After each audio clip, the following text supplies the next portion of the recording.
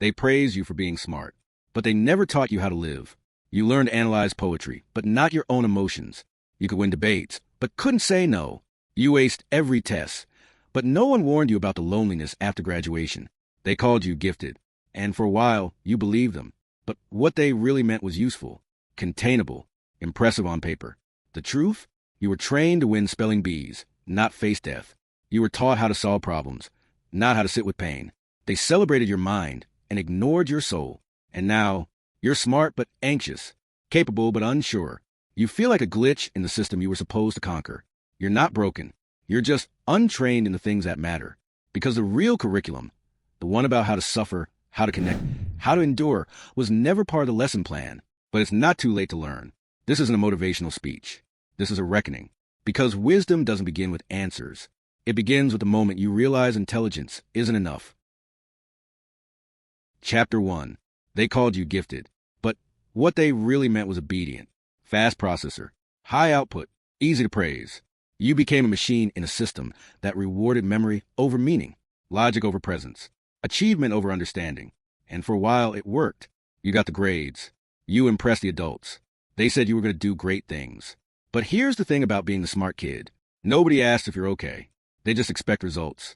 So you kept producing, kept performing, until the applause started to feel hollow, until you realized you had no idea who you were when you weren't being impressive. You ever notice how school never really taught you how to lose? How to be rejected? How to cry without shame?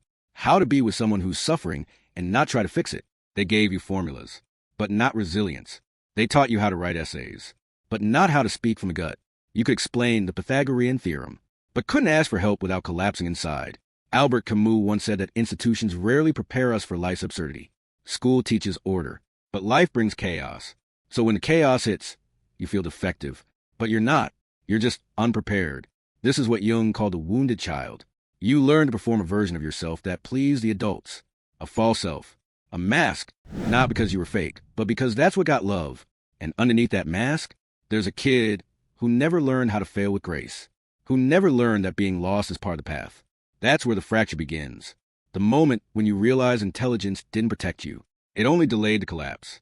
And now, in your 20s or 30s, maybe even older, the cracks are showing. The social anxiety, the constant second-guessing, the inability to rest without guilt. You were the smart one, but nobody taught you how to be human. Not really. And now you're here. Try to rebuild an inner world that school never acknowledged. This isn't your fault, but it is your responsibility now. And that's the beginning of something real. Not success, not validation, but something deeper, understanding. Chapter 2. Here's the dark side they never warned you about. When you grow up being praised for your intelligence, your mind becomes your identity. Your thinking becomes your shield. Your logic becomes your control. But without direction, that intelligence turns inward. It starts dissecting everything. Every social cue, every relationship, every choice. Every emotion becomes a problem to solve. Until you can't even feel anything without analyzing it to death. This is a curse of the overdeveloped mind and the underdeveloped self. You can see all the angles, but still feel paralyzed. You can predict every outcome, but still feel powerless. That's what Gabor Mate talks about when he says trauma doesn't always come from what happened. Sometimes it comes from what underscore happened. Nobody taught you how to sit with shame. Nobody showed you how to feel fear without letting it control you. You became an achiever to avoid being seen as a burden. So now you don't know what to do with your pain. You just try to outthink it, and it doesn't work. You get addicted to performance, to dopamine spikes from approval, to being the one who has it all figured out, even when you're quietly falling apart. And because you're smart, you can hide it better than most. You know how to appear calm. You know how to fake confidence. But it's all scaffolding. Underneath, you're afraid, not just of failing, but of being exposed as someone who's actually lost. Marcus Aurelius wrote that you have power over your mind, not outside events. But what if you were never trained to take that power? What if your mind was sharpened but never steadied? That's where the anxiety comes from. Not weakness, lack of training. Because intelligence without discipline is like a high-performance car with no brakes. It looks impressive, but it's only one sharp turn away from wreckage. So if you feel like your mind is your worst enemy, you're not broken. You're just using a tool that was never meant to be your whole identity. It's time to build something stronger, wider, deeper than intellect, emotional awareness, embodied experience, self-trust. You have the pieces. You just never got the blueprint. And if this is hitting something inside you, If it feels like I'm describing a version of you that nobody else ever saw, then maybe that's a sign. A sign it's time to start learning what school forgot to teach you. A sign that the life you're meant to build won't come from being smarter, but from being more whole. If this is resonating, it means you're ready to relearn how to live. Like and subscribe. This journey matters. Chapter 3. There's a secret curriculum. One that was never written in textbooks, never spoken aloud by your teachers, but it's the one that actually decides the course of your life. It's the education of being human, how to suffer without collapsing, how to stay kind when the world turns cold, how to lose everything and still keep your soul intact.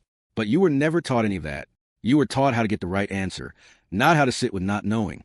You were taught how to compete, not how to connect.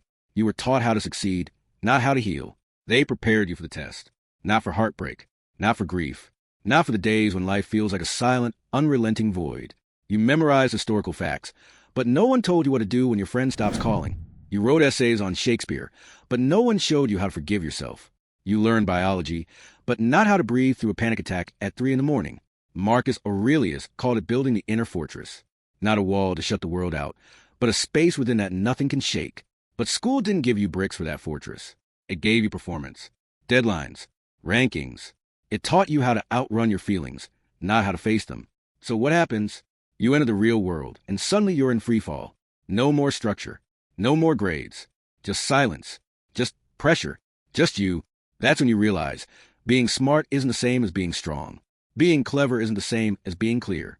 This is where Jung's idea of individuation becomes vital. It's the process of becoming whole, not perfect, not impressive. Whole. It means integrating your shadow, facing the parts of yourself you were taught to avoid, the fear, the insecurity, the rage, not to destroy them, but to understand them. That's what a real education is. Not information, transformation. And the tools? They're not fancy. They're quiet, intentional, ancient, solitude, journaling, stillness, honesty, practices that don't get you grades, but give you a self. This chapter of life isn't about impressing anyone. It's about initiating yourself. It's about stepping out of a role they trained you to play and stepping into the person you were actually meant to become. The one who doesn't just know things, but lives them, feels them, embodies them. They taught you calculus, but not how to calm your breathing when your world is falling apart. Now you get to learn what they didn't teach. Now you start building the real you from the inside out. Chapter 4. You're not broken. You're just untrained. Let that sink in, because for years you've blamed yourself for the anxiety, for the burnout, for the way you can't seem to connect like everyone else does. But the truth is, the system prepared you for competition, not for consciousness. It gave you information, but not wisdom. And now, you're left thinking the emptiness is your fault. It's not. You were never taught the skills that matter most. How to regulate your nervous system. How to navigate conflict without shutting down. How to live with meaning when everything feels pointless. That kind of strength doesn't come from IQ. It comes from initiation, from choosing to step into the pain and do the work that no one claps for. Jung spoke about the false self, the persona we build to survive, the one that smiles when it wants to scream, the one that pleases so it won't be abandoned. That self kept you safe. But it's not who you are, and now it's time to shed it, because there's another version of you waiting, the one who doesn't rely on praise to feel real, the one who can hold their ground when the world trembles, the one who's not just smart but wise and grounded and deeply alive. Marcus Aurelius said, "Waste no more time arguing what a good man should be. Be one." This is your moment to stop analyzing and start becoming, not through perfection, but through presence. And science is on your side. Neuroplasticity means your brain can change. Your wiring isn't your destiny. Your pain isn't permanent. Your story isn't over. You're not too late. You're just early in the chapter they never told you existed. This chapter is about rebuilding, brick by brick, breath by breath. And here's the truth most people will never admit. Being the smart kid never guaranteed peace. It gave you tools. But it's on you now to sharpen them with experience, with failure, with grit. So if you feel lost, don't panic. You're in the wilderness between who you were told to be and who you really are. Walk it anyway. The real you is worth finding. And if you're still watching, still listening, still here, that means something. It means you're ready to reclaim your education. Not the one you were given, but the one your soul has always needed. Like and subscribe if this is hitting something deep, because we're not just remembering who we were. We're rebuilding who we're meant to be. Chapter 5. This is where the real education begins. Not with grades, not with praise, but with silence, with solitude, with truth. You spent your life collecting answers. Now, you have to learn how to live with questions, not solve them, live with them. Because real wisdom doesn't sound like a lecture. It feels like a scar. Earned, honest, yours. Albert Camus said we must imagine Sisyphus happy, not because life makes sense, but because we choose to push the stone anyway. We create meaning not by finding it, but by building it. That's what you're doing now. Not performing, not impressing, becoming. Becoming the person who knows how to grieve without giving up, who can sit in uncertainty without reaching for distractions, who can feel the full weight of existence and still say yes to life. Seneca called this learning how to die before you die. And it sounds dark, but it's not. It's liberation. When you accept that everything ends, you finally start living on purpose. This is the wisdom they never taught you. How to lose, how to wait, how to suffer well, how to be alone without being lonely. And the tools are simple, but they're not easy. Journaling, not for content, but for clarity. Meditation, not to feel good, but to sit with what is. Stillness, not as an escape, but as a confrontation. You were trained to be smart. Now you train to be awake. And here's the quiet power in that. Nobody can give it to you, which means nobody can take it away. It's yours. Your attention, your presence, your path. The world doesn't need more prodigies. It needs people who are real, people who can walk into chaos and still stay centered. And that's who you're becoming. You were the smart kid. Now become the wise adult. The one who no longer needs applause to know they're on the right path. Not because you were told what to do, but because you remembered how to feel. And if you're still here, listening, reflecting, then you already know what comes next. Like and subscribe. Not for me, for you, to stay close to the path you've just begun to walk. They taught you how to memorize facts, but not how to remember yourself. They trained your mind, but left your soul untouched. They praised your potential, but ignored your pain. And now here you are, older, wiser, not because you were taught, but because you suffered. That's the real beginning of wisdom. When the performance ends, when the mask slips, when intelligence breaks and something deeper steps in, you're not behind. You're just waking up. This isn't tragedy. It's a rite of passage. The truth is, you were never meant to be a perfect student of their system. You were meant to outgrow it, to question it, to leave it behind and start building something real. A life that doesn't revolve around being impressive, but being present, being honest, being whole. So take this as permission to stop performing, to start learning, not the old curriculum, the hidden one, the one they never taught you because they couldn't, but you're ready now.